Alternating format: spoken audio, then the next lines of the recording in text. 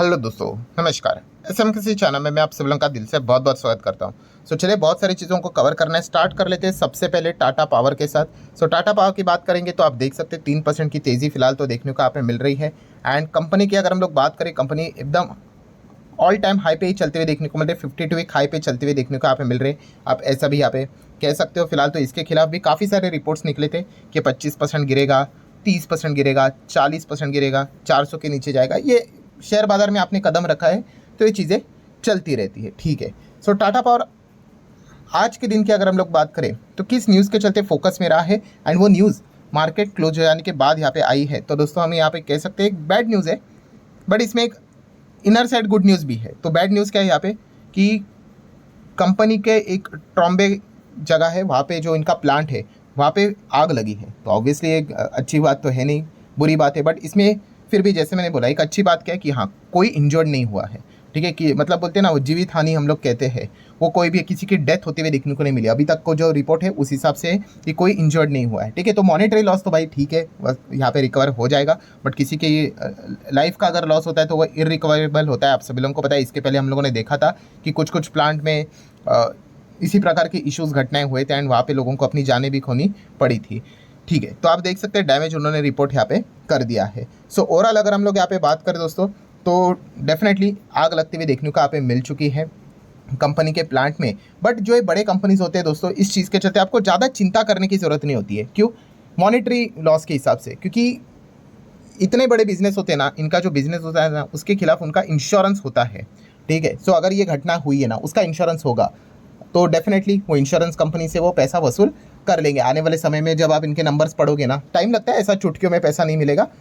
आप देख सकते हो कि इंश्योरेंस क्लेम इनको यहाँ पे मिल जाएगा, ठीक है। प्रॉपरली कवर यहाँ पे कर ही लेंगे। हाँ, अगर कोई नेगेटिव खबर अगर हो सकती है तो ये हो सकती है कि देखिए, अगर प्लांट में यहाँ पे आग लगी है, इन्वेस्टिगेशन कुछ ना कुछ सरकार की ओर से तो इनको नोटिस जाएगा ही जाएगा। इन्वेस्टिगेशन डिपार्टमेंट भी आएगा कि भाई आग क्यों लगी है, उसके पीछे का रीज़न पता होना चाहिए, किसके गलती की वजह से लगी है, क्या एक्सीडेंट था या फिर कुछ मतलब बोलते हैं ना निग्लिजेंसी की वजह से आग लगी है, ठीक है। तो उस इन्वेस्टिगेशन के प्रोसेस में हम कह सकते हैं कि यहाँ पे जो प्लांट का जो काम है वो कई समय तक रुका हुआ रह सकता है। ये एक वन ऑफ द पॉसिबिलिटी वाली चीज़ यहाँ पे रहती है, ठीक है। बट बिजनेस की अगर हम लोग बात करें तो ये घटनाएं हम लोग को बहुत बार देखने को यहाँ पे मिलती रहती है। ठीक है, टाटा पावर के जो प्लांट था वहाँ पे आग लगते हुए देखने को मिली है। डैमेज भी रिपोर्ट यहाँ पे कर दिया जा चुका है। बट अच्छी बात यह है कि किसी को भी यहाँ पे इंजरी हुई नहीं है।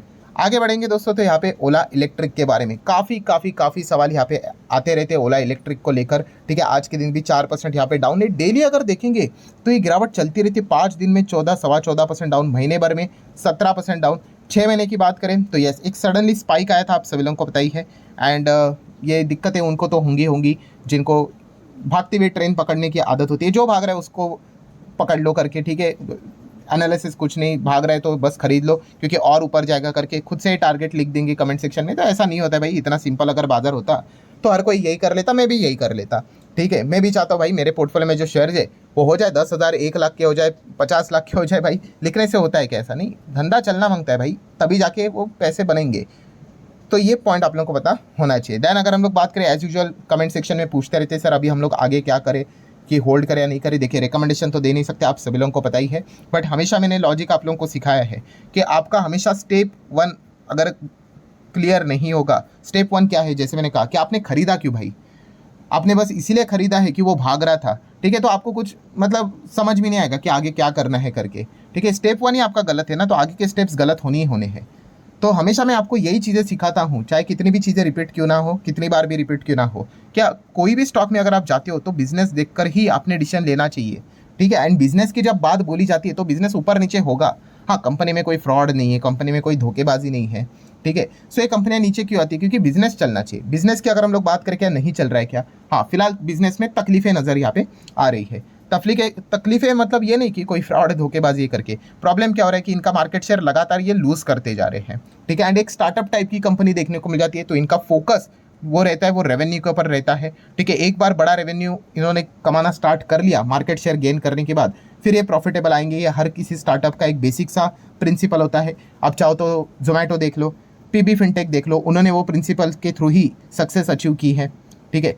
इनका मेजरली फोकस यही रहेगा कि मार्केट शेयर को हम लोग यहाँ पे गेन करे करके एंड इस चीज़ के लिए पहले उनको यहाँ पे लॉस लेना पड़ेगा। बट फिलहाल हम कह सकते हैं कि जिस सेगमेंट में फाइट कर रहे हैं वहाँ पे कंपटीशन काफ़ी हैवी है, ठीक है। बड़े प्लेयर्स की ओर से भी है, लोकल प्लेयर्स की ओर से भी है, ठीक है। तो आने वाले समय में हर वक्त आपको देखना पड़ेगा इनका सेल्स कितना होता है, इनका बिजनेस कितना होता है, ठीक है। बीच में हम लोगों ने रिपोर्ट के जरिए खबर देखी थी 80,000 कंप्लेंट आए थे इनके पास, ठीक है। तो उसको रिजॉल्व करने के लिए उन्होंने टीम बनाया था।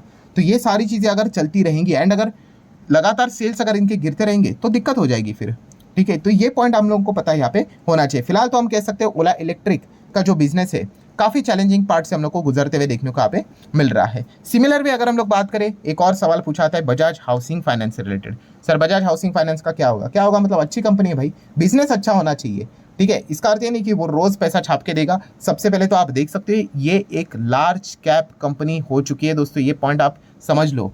जब ये कंपनी का आईपीओ आया था तो 70 रुपये पे था, ठीक है। तब इसका मार्केट कैप इसके आधे से भी कम था, ठीक है, 58,000 करोड़ के आसपास था। मतलब एक बड़े साइज की मिड कैप अब चाहो तो थोड़ा बहुत कह सकते हो। अभी तो ये लार्ज कैप ही बन चुकी है ना, 1.25 करोड़ का मार्केट कैप है।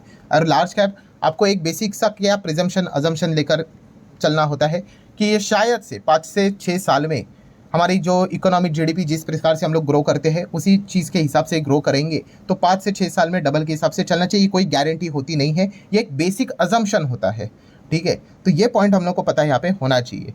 तो ये वाली चीज़ें आपको पता होगी तो ही आप यहाँ पे प्रॉपरली डिसीजन यहाँ पे ले पाओगे। मैं अगेन कह रहा हूँ, ये इससे रिलेटेड जो मैंने एग्जांपल दिया था BMW का, गाड़ी एकदम चकाचक है, सब कुछ बढ़िया है यहाँ पे, ठीक है। बट वैल्यूएशन नाम की कोई चीज़ होती है, ठीक है। तो उस हिसाब से हम कह सकते हैं कि ऑलरेडी वो सारी चीज़ें हम लोग को एड ऑन होते हुए देखने को यहाँ पे मिल चुकी है। कंपनी ऑलरेडी 60,000 करोड़ के आसपास का रफली मार्केट कैप था, वो 1.25 करोड़ के पार जाते हुए देखने को मिल चुका है, ठीक है। अनटिल एंड अनलेस कोई धूम धड़ाकेदार खबर ना आ जाए तब तक अगर देखा गया तो एक नॉर्मल ही परफॉर्मेंस अभी ये कंपनी हम लोग को देखते हुए देखने को यहाँ पे मिलने वाली है।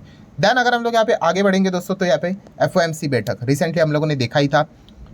पॉवेल जी की अगर हम लोग बात करें, इंटरेस्ट रेट कट का फैसला भी लिया, 50 बेसिस पॉइंट का रेट कट भी होते हुए देखने को मिल गया। अभी व्हाट नेक्स्ट, इसके आगे का क्या?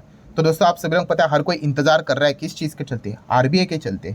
RBI की अगर हम लोग बात करें MPC की बैठक होगी एंड शक्तिकांता दास जी अभी रेट कट कब करेंगे इसी के ऊपर हर किसी का फोकस है, ठीक है। फेड में कितने भी रेट कट क्यों ना हो, अगर यहाँ पे हमारी सेंट्रल बैंक अगर रेट कट नहीं करवाती है तो ऑब्वियसली हमें लोन सस्ता नहीं मिलेगा। जो ऑलरेडी EMI भर रहे हैं उनका EMI कम नहीं होगा।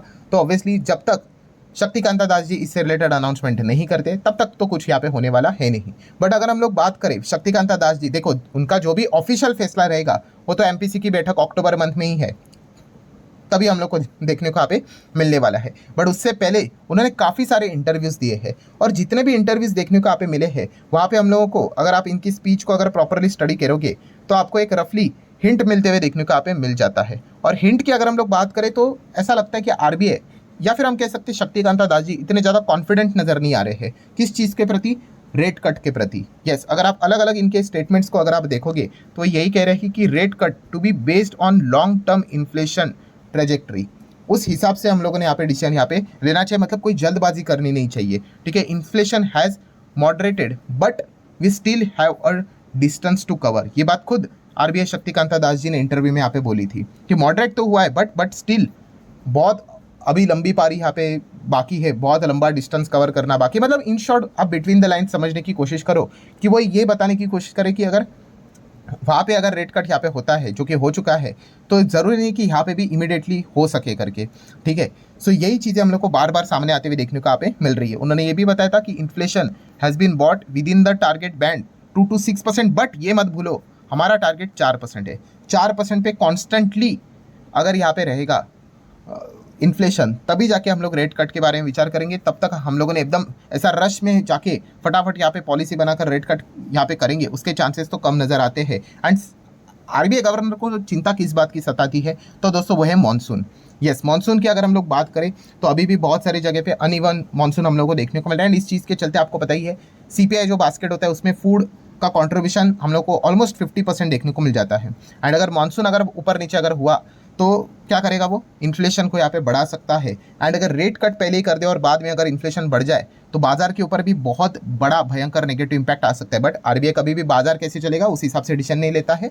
बट फिर भी ये उन्होंने एक बात अपने इंटरव्यू में यहाँ पे बोल के रखी थी। एंड आज के दिन की बात करें तो आप लोगों ने आर्टिकल भी देखा होगा, अगर आप रेगुलरली पढ़ते होंगे तो हमारे देश के कुछ जगह पे पोटैटोज़ की बात कर लें टोमेटोज़ की बात कर ले तो कुछ जगह पे प्राइजेस हम लोग को इन्फ्लेट होते हुए देखने को मिल चुका है, और इसके पीछे का रीज़न भी हम लोग को मानसून ही देखने को यहाँ पे मिल चुका है। सो डेफिनेटली हम यहाँ पे कह सकते हैं, आप देख सकते हैं शक्तिकांता दास सिग्नल यहाँ पे देते हुए देखने को मिल रहा है कि शायद से लॉन्गर वेट करना यहाँ पे पड़ सकता है रेट कट से रिलेटेड, इवन दो इन्फ्लेशन हम लोगों का नीचे ही जाते हुए देखने को मिल रहा है उसके बावजूद। बट एक और यहाँ पे अच्छी चीज़ हम लोग को देखने को मिली जो कि शक्तिकांता दास जी को फोर्स भी कर सकता है, और वो कौन सा है दोस्तों? यस, 50 बेसिस पॉइंट का रेट कट जो हुआ है ना, इस चीज़ के चलते शक्तिकांता दास जी को भी क्या मतलब, ऑब्वियसली वो तो अपना एक ही वोट यहाँ पे डाल सकते हैं, बट बाकी फेड के जो मेंबर्स रहेंगे उनको यहाँ पे वो प्रेशराइज यहाँ पे किया जा सकता है कि 50 बेसिस पॉइंट का रेट कट हुआ है अमेरिका में, तो इस चीज़ के चलते उनके ऊपर भी प्रेशर यहाँ पे आ सकता है। अगर 25 का होता तो शायद से ये एक बार विचार करते कि हम लोग तुरंत रेट कट ना करे करके, बट 50 की वजह से आप वो एक उम्मीद लेकर यहाँ पे चल सकते हैं। और वो खुद सरप्राइज है, उन्होंने बात बोली कि फेड ने 50 बेसिस का रेट कट यहाँ पे किया, तो एक सरप्राइजिंग मूवमेंट हम लोग को देखने को यहाँ पे मिल चुका है। एंड एसबीआई की भी अगर हम लोग बात करें तो एसबीआई के जो चीफ देखने को मिल जाते हैं CS शेट्टी की बात करें तो उन्होंने भी बोला कि जिस प्रकार का रवैया देखने को मिल रहा है आरबीआई शायद से इस वक्त रेट कट करे 2024 में, चांसेस तो कम ही लग रहे हैं। देख लेते हैं आगे क्या होता है करके, बट ये फिलहाल तो चीज़ें देखने को मिल रही है। आखिरी पॉइंट के ऊपर आ जाते हैं दोस्तों, तो दोस्तों वो है न्यू प्लेयर। यस, हमारे बाजार में न्यू प्लेयर आ रहे। बाजार मतलब कौन सा सेक्टर? तो दोस्तों aviation sector. Yes, airline sector में एक और नया प्लेयर यहाँ पे आते हुए देखने को मिल रहा है जिसका नाम है शंख एयर करके। यूपी बेस हम लोग को एक कंपनी देखने को मिल रही है। इसका हब आप देख सकते हो लखनऊ नोएडा में हम लोग को देखने को यहाँ पे मिल रहा है। सो शंख एयर की अगर हम लोग बात करेंगे तो एविएशन मिनिस्ट्री की ओर से इनको अप्रूवल मिलते हुए देखने को यहाँ पे मिल चुका है। मतलब इंडिया के एयरलाइन सेगमेंट में एक नई एयरलाइन एंट्री करते हुए देखने को मिले। इसके पहले अकाशा एयर का एंट्री यहाँ पे हुआ था, अभी शंख एयर का एंट्री हम लोग को होते हुए देखने को मिलने वाला है। कॉम्पिटिशन बढ़ेगा तो इंटरग्लोब एविएशन के पेट में थोड़ा तो दर्द होगा ही होगा। देन स्पाइस जेट की बात करें, ठीक है 6% ये गिरा है, इनका तो थोड़ा सा अलग लेवल का ही सिनेरियो चलता रहता है। बट यस, कंपटीशन बढ़ने के चलते जो लीडर्स होते हैं उनको थोड़ी तकलीफ होती है क्योंकि उनका मार्केट शेयर मतलब थोड़ा बहुत डैमेज होने के चांसेस होते हैं, ऐसा नहीं बहुत ज़्यादा, थोड़ा बहुत। सो देख लेते हैं आगे क्या होता है करके। सो ठीक है, जितने इंपॉर्टेंट पॉइंट्स थे सारे कवर कर ले। वीडियो हेल्पफुल लगा होगा तो चाहो तो लाइक एंड शेयर कर सकते हो। मिलते हैं नेक्स्ट वीडियो में, तब तक के लिए बाय बाय।